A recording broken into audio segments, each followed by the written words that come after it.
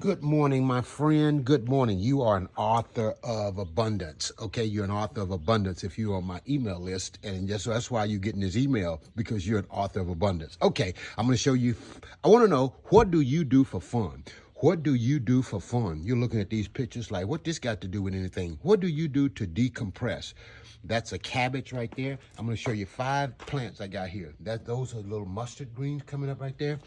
That's a broccoli right there. Those are broccoli. Okay, actually, I'm going to show you 6.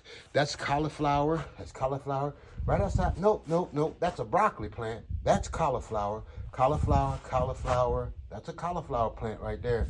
Okay, these are more mustard plants. Mustards. Okay, they're small right now. Now, these are going to be turnips. Turnips. And down here, these are collards. So I want to know, what do you do for fun? You're looking at what I do for pure fun. Thanks for being on my email list. And if you want more, go to drfredjones.com/strategy. Let's talk.